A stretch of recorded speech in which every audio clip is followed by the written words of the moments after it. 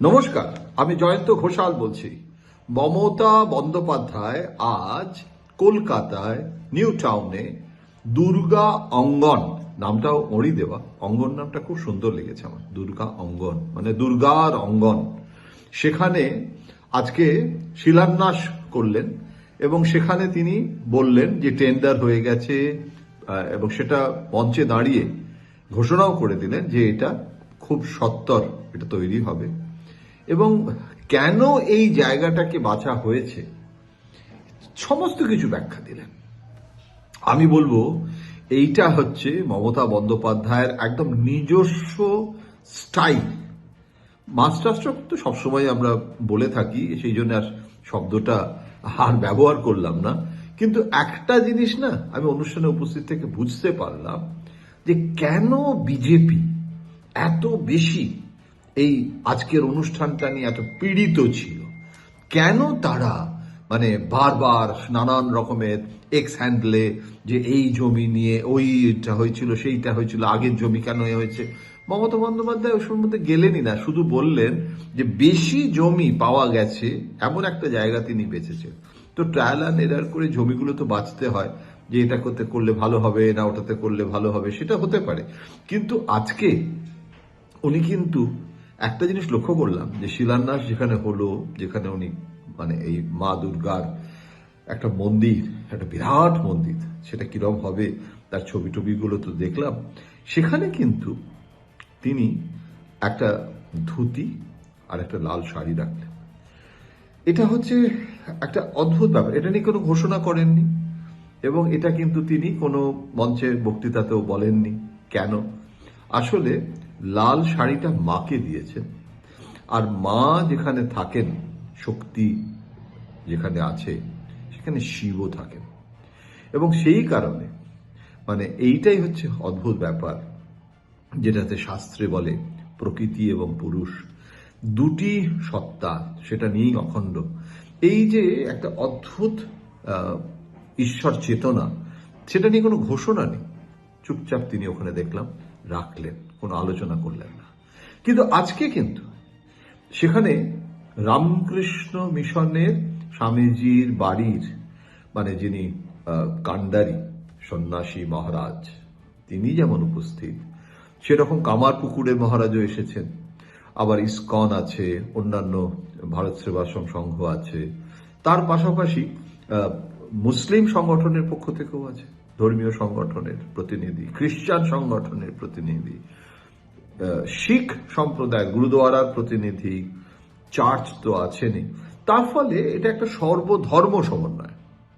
এবং মমতা বন্দ্যোপাধ্যায় কিন্তু বারবার তিনি বলেছেন যে আমার পথটা কিন্তু সেকুলার পথ, আমার বিরুদ্ধে অভিযোগ তোলা হয় অ্যাপিজমেন্টের, অর্থাৎ তোষণ করছি আমি, আর এর থেকে বেশি কোনো কথা বলেনি। আমরা শুধু সবাই জানি অভিযোগটা করা হয় যে মুসলিম তোষণ করা হয়, উনি মসজিদে গিয়ে মাথা ঢাকেন বলে তার ছবি কত ব্যবহার করা হয়েছে, এখন অবশ্য দেখি না। তার কারণটা হচ্ছে যে উনি কিন্তু নিজেই সেটা বলছিলেন যে আমি আজকে এখানেও যখন এসেছি গায়ে একটা চাদর দিয়ে এসেছি। এটা ভারতীয় হিন্দু নারীদের রেওয়াজ, যে মায়ের কাছে যখন যায় মাথাটা ঢাকে, চাদর দেয়। তো এটা যখন গুরুদুয়ারায় যায় তখনও মাথাটাতে আমরা রুমাল বাঁধি, উনিও বলছিলেন যে মাথাটা ঢেকে যান। তো এইটা ঈশ্বরের প্রতি সম্মান জানানো, এবং উনি সেটা সর্বধর্মের জন্য জানাতে পারেন। এবং হিন্দু ধর্মের জন্যও, হিন্দু ধর্মের যে সমস্ত মন্দির পশ্চিমবঙ্গে আছে, উনি তো তার তালিকা গড়গড় গড়গড় করে বলে যাচ্ছিলেন। আমরা যেটা জানি যে দক্ষিণেশ্বরের জন্য উনি কি করেছেন, কামার পুকুরের জন্য এবং জয়রামবাটির জন্য একটা আলাদা বোর্ড গঠন হয়েছে, তার উন্নয়নের কাজ চলছে। কালীঘাটে কিরকম ভাবে স্কাই মানে হয়েছে, ওই যেটা বলে ব্রিজ, স্কাই ব্রিজ হয়েছে, দক্ষিণেশ্বরেও হয়েছে, বিপুল ভাবে তো উন্নতি হচ্ছে। এবং উনি তালিকা দিচ্ছিলেন, আমারও সব মানে মনে রাখা মুশকিল হয়, আমি এত মানে ওর মতো মুখস্থ রাখতে পারি না, তাই দেখেই বলছি যে আমি কিন্তু দেখছিলাম যে সেই উত্তরবঙ্গে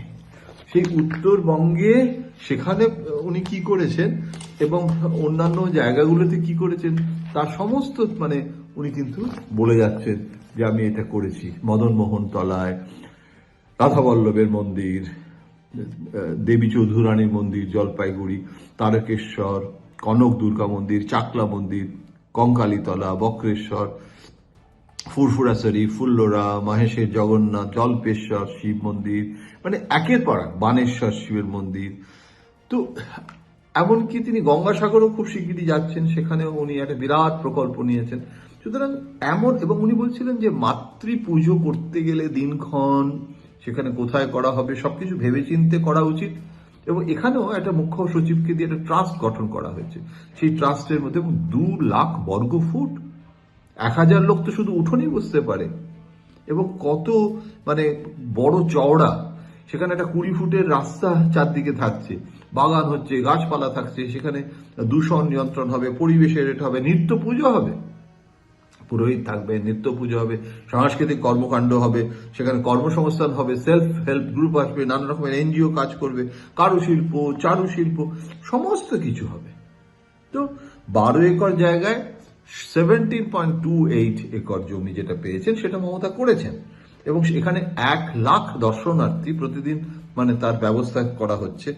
এবং উনি বারবার বলছিলেন যে ধর্ম যার যার, কিন্তু উৎসব সকলের, এটা একটা খুব পপুলার হয়ে উঠেছে তো ওনার স্লোগানটা। এবং সব শেষে উনি কিন্তু জয় বাংলা বলেছেন, জয় মা দুর্গা বলেছেন, সর্বধর্ম সমন্বয়, সর্বধর্ম জিন্দাবাদ, এবং বন্দে মাতরমও বলেছেন। সবচেয়ে বড় কথা, জয় মা দুর্গা, জয় মা দুর্গা, জয় মা দুর্গা, সেখানে একটা প্রত্যয় নেওয়া যে নতুন বছরের আমাদের প্রত্যয় যে 2026 আমাদের আশার আলো নিয়ে আসবে। কোনো রাজনৈতিক কথা না বলেও উনি কিন্তু মনুষ্যত্বকে বাঁচাতে হবে। এই যে এতগুলো মানুষ মারা গেল, এত মানুষ আত্মহত্যা করছে, এবং সেখানেও কিন্তু এসআইআর এর কথাটা প্রচ্ছন্নভাবে এসে গেছে, এবং বাংলা ভাষাকে বাঁচাতে হবে, বাঙালি আনাকে বাঁচাতে হবে। এবং তার প্রতিবাদ কেন করব না? তার কারণ ঠাকুর রামকৃষ্ণ বলেছে যে কামড় না দাও, ফোঁস করো। সেই ফোঁসটাও কিন্তু মমতা বন্দ্যোপাধ্যায় আজকে করেছেন, এবং তিনি বারবার বলেছেন যে আমার উপরে যে যাই বলুক, আজকে একটা ভালো দিন, মা দুর্গার জন্য আমি এখানে সংকল্প করছি, আমি অন্য কারোর সম্পর্কে কোনো কটু কথা বলবো না, কিন্তু এইটুকু বলতে হবে, আত্মরক্ষার জন্য ফোঁস করতে হবে। তো এই হেন মমতা বন্দ্যোপাধ্যায়ের এই যে তার যে দৃষ্টিভঙ্গি, একদিকে বাঙালিয়ানা, একদিকে একটা ধর্মনিরপেক্ষ রাজনৈতিক বার্তা, আর একদিকে মনুষ্যত্বকে বাঁচাও, এবং সব শেষে যেটা বলবো যে পশ্চিমবঙ্গের ফিল্ম জগৎ, খেলার জগৎ, বইমেলা থেকে শুরু করে বিভিন্ন শিক্ষা জগৎ, সেখানে মানে শিক্ষা প্রতিষ্ঠানের আচার্য আছেন, সত্যম রায়চৌধুরী ছিলেন, আবার আমি দেখতে পাচ্ছি ত্রিদীপ চট্টোপাধ্যায়, তারা বইমেলা এই কদিন বাদে এলো বলে, এবং সেখানে কিন্তু বিভিন্ন সঙ্গীতের অনুষ্ঠান, আর কাতারে কাতারে মানুষ এসছে, কত মেয়েরা এসেছে, এবং সেই মেয়েরা জয়ধ্বনি দিচ্ছে, একটা অদ্ভুত পরিস্থিতি তৈরি হচ্ছে। এই জায়গায় অমিত শাহ আজকে আসছেন, কিন্তু পারবেন মমতা বন্দ্যোপাধ্যায়ের এই যে রাজনৈতিক যে পরিসরটা তৈরি করছেন বা করেছেন, 365 দিন করেন, সেটার মোকাবিলা করাটা কিন্তু সহজ কাজ নয়, এটা তো মানবেন।